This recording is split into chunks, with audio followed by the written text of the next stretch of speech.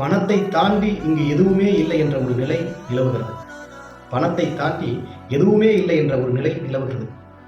அது கசப்பான விஷயமாக இருந்தாலும் அதுதான் உண்மையாக இருக்கிறது.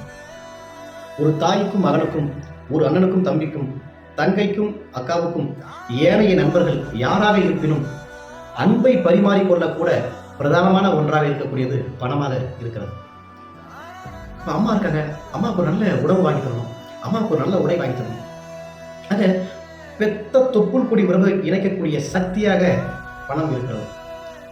வெற்றியை தருகிறது, தோல்வியை தருகிறது, இன்பத்தை தருகிறது, துன்பத்தை தருகிறது, அழ வைக்கிறது, சிரிக்க வைக்கிறது, அச்சுறுத்துகிறது, பயமுறுத்துகிறது, பதட்டப்பட வைக்கிறது, எல்லாற்றையும் சரி செய்யக்கூடிய சக்தியாகவும் பணம் இருக்கிறது.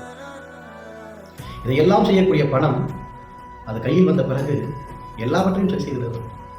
குணம் பெரியதா பணம் பெரியதா என்று பார்க்கையில் பல நேரங்களில் குணம் தோத்தே போகிறது, பணமே என்றும் வெற்றி காண்கிறது.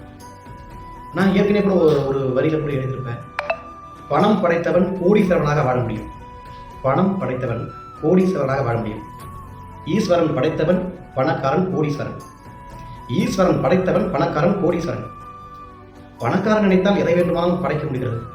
ஆக பணத்தால் மட்டுமே பல்வேறு விதமான சாதனைகள் நடைபெறுகிறது என்பதை நாம் ஒற்றுக்கொள்ளலாம் வேண்டும். பணத்தின் மீது இன்றைய இளைய சமுதாயங்கள் ஒரு ஆகச்சிறந்த ஒரு பொருளாதார மேம்பாட்டை அடைய வேண்டிய சூழல் இருக்கிறது. சமத்துவத்தை நிலைநாட்டக்கூடிய சக்தி பணத்திற்கு மட்டுமே இருக்கிறது. பொருளாதார மேம்பாட்டால் மட்டுமே இங்கு எல்லாமே சமத்துவமாக்கப்படுகிறது. பொருளாதார மாற்றம் ஒன்று இருந்துவிட்டால் எல்லாமே சமநிலைத்தான், சமத்துவம் தான். ஆக பணம் என்பது மிகவும் முக்கியமான ஒன்றாகவே இருக்கிறது. ஏற்க மறுத்தாலும் அதுவே உண்மையாக இருக்கும்.